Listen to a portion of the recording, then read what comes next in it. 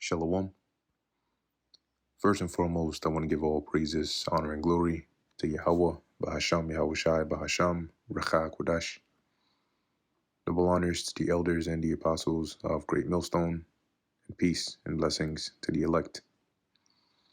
And I wanted to speak on this event that happened recently, where you had an attack on an ICE facility in Texas. Now they're saying that Trump is supposed to sign an executive order concerning this tomorrow. I believe that's what it said. But since the whole CK situation, right, and even before that, but since the whole CK situation, you start to see a whole lot of rhetoric, a lot of information, and a great divide going on, which is brewing up to the likes of a civil war. All right, and just that from the United States to the divided states of America, but there are a lot of moving parts and pieces at play here. It's important to keep that in mind. Now, a lot of these movies, that came out, one that keeps coming to mind is the movie Civil War, where there was a good amount of symbolism in that movie and foreshadowing of things. But obviously, it's in the setting of a civil war, and they show, you had the scene where the individual asked the people, he had a gun in his hand, and he asked them what kind of American, right, are they? But they showed a lot of TG, the ubiquita symbolism in there, and not too long ago, you had the situation with the TG that went in and I think she shot up a school. They shot up a school, whatever. I forget exactly where they went and unleashed the violence. But you had that. You had the whole CK situation, and now, after that, you had Trump declare Antifa as a terrorist organization, right? Basically DT. But that doesn't, when you look at how things are moving, it's each step from each side drives it further and further, intensifies it further and further, to where now you have one side calling for, these guys are crazy, like they're radical, look at what they're doing. The other side is like, we can't stop, we can't let these people take over, yada yada yada. And it's all organized, it's planned chaos. When you read in the letter of, we've done many lessons on this, but the letter between Albert Pike and Giuseppe Mazzini, I think that was his name, they mentioned in there as part of this transition of the world into the new order of the ages, they would unleash the nihilists, and there would be so much chaos, social unrest, and emotional, spiritual, and physical exhaustion, to the point where people are going to basically beg them for just, to make it stop, right? So that's usually how it starts. In the beginning, you never look at it as like, it's going to get so bad that people are going to beg to make them stop, but it's going to get there. So taking a look at recent events where things have taken a turn from just not just disagreeing, protests. No, now it's more violence. Right now it's more shootings. And this going in this direction is exactly where they want to be, to end up in a state where you can now have Trump has already set the tone. He's already set the precedent.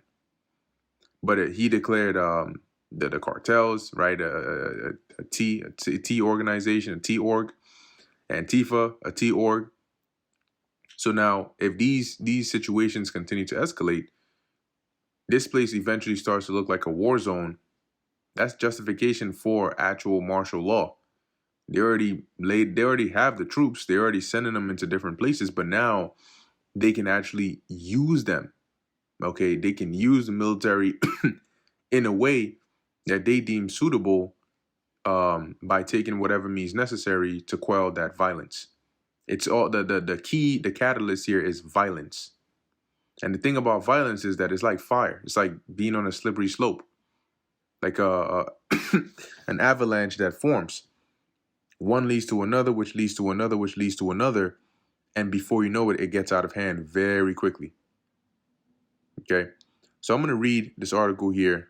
I'm just going to read a couple of points on it here.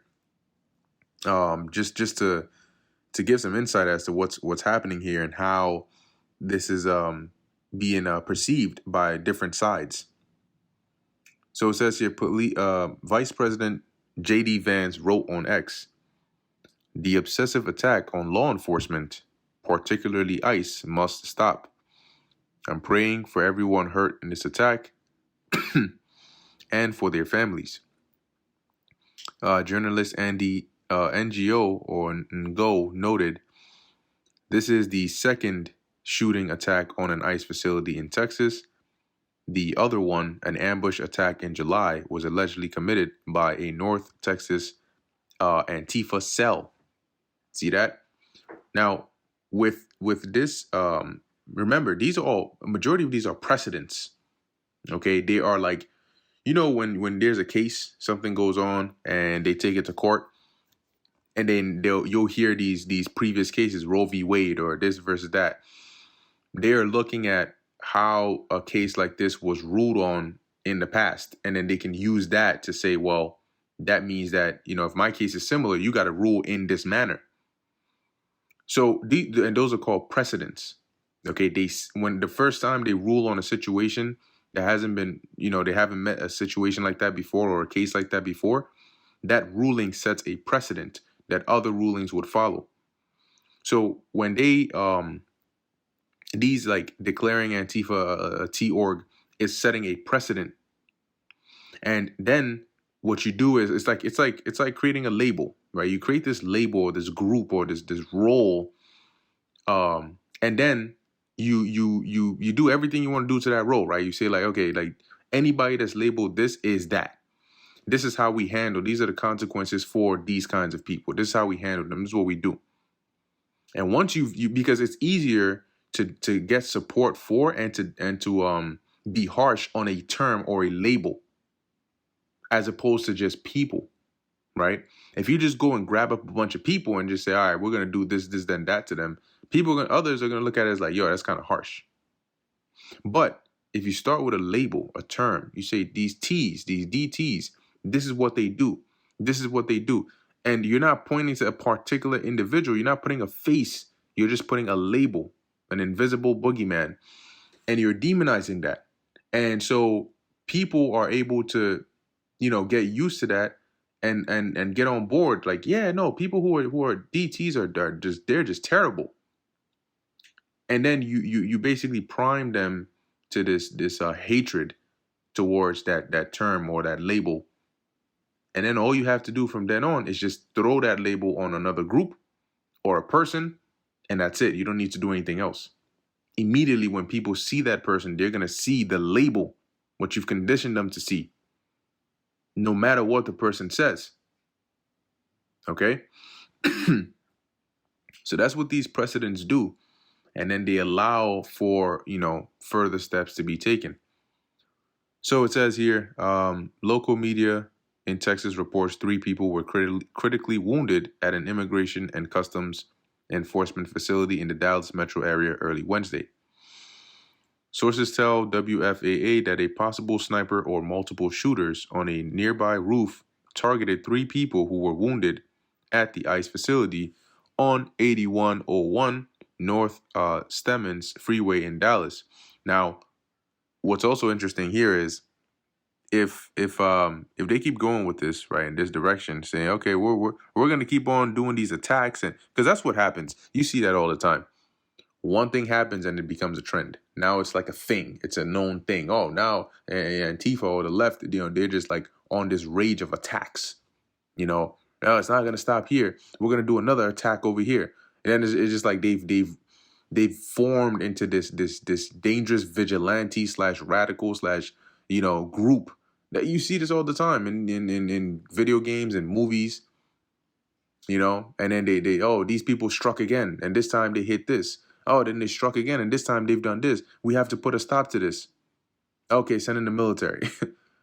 Next thing you know, it's It's like a scene out of Bushwick. What was it? Bushwick? Yeah, I think that was the name of the movie. No, where it's pretty much along the same theme of what I'm describing here. Sources confirmed to the local outlet that the shooter was found dead on the roof of a nearby immigration attorney's office. 3 people were injured at a Dallas ICE facility on Wednesday morning, and police were searching or are searching for a possible sniper or multiple shooters, police sources tell WFAA. And we know this is just the beginning because we know what the scriptures say, right? Concerning a time like never before, and what Yahweh Shai prophesied about the beginning of sorrows. Okay? So we're seeing how the world descends into this point that was so horrific that the prophets seeing these things, even they were troubled.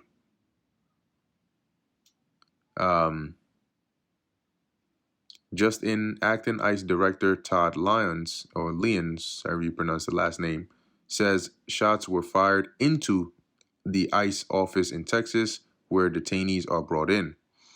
All ICE employees are accounted for. There are confirmed casualties. Victims appear to be detainees. This shooting comes shortly after the Trump administration designated the leftist group Antifa as a DT organization and declared war on leftist NGOs sowing chaos. Always pay attention to the verbiage and the terminology that they use. It's not for nothing. They pick their words very carefully. Democrats and their allied leftist groups have fueled toxic and harmful rhetoric against federal agents, whether it's ICE or Border Patrol, as well as everyday Americans, calling anyone they disagree with Nazis or fascists, which only normalizes assassination culture. So do you see where they're going with it? When your enemy is, the worse the problem is, the more drastic the solution has to be. Okay? And remember that these are all two wings on the same bird, right? 2 sides of the same coin. The wave of violence and even terrorism emanating from the Democratic Party is a serious threat that must be addressed. And Yahweh Shai mentioned this, right? Nation rising against nation. One people standing up, and in 2nd Ezra 15, it mentions that one people standing up to fight against another with what? Swords in their hands. And it's going to catch like wildfire. Given multiple ICE attacks by radical leftists in the stand, they're going to use this. They're going to run with it. They're going to say, well, a lot of people are getting radicalized by the internet.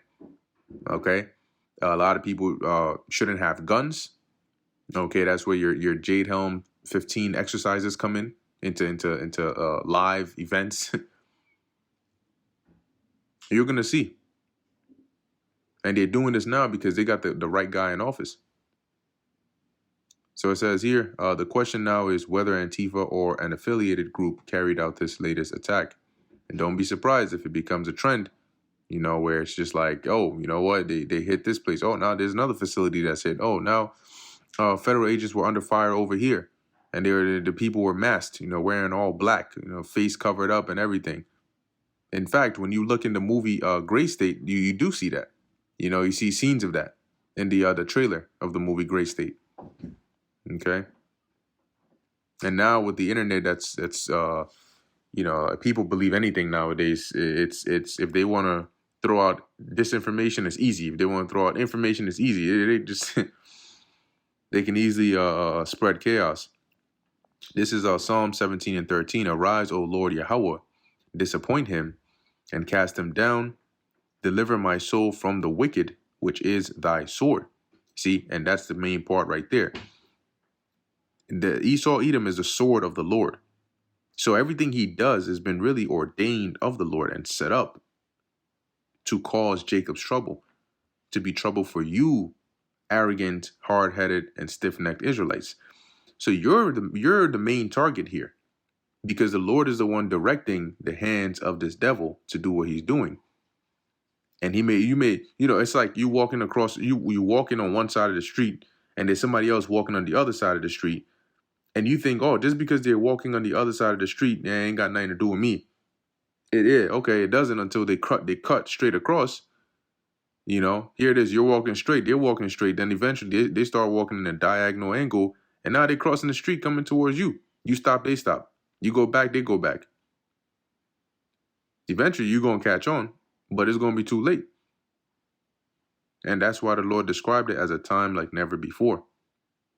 So pay attention, and better yet, do more. Repent, because paying attention ain't going to be enough. You can see what's coming, you can know what's coming, but it doesn't mean you're going to be delivered from it. It doesn't mean you're going to be able to escape it. You got it with the Lord. You got to go the full mile. It's not just, oh Lord, well, I knew what was coming. Okay, well, we did too. So now what? Knowing a storm is coming and preparing for a storm that's coming are two different things. Knowing is only half the battle. So anyway, I'm going to end it there. Lord willing, that was edifying and informative to the elect. In closing, I want to give all praises, honor, and glory to Yahweh, Bahasham, Yahweh Shai, Bahasham, Recha, Kodash. And until next time, Shalom.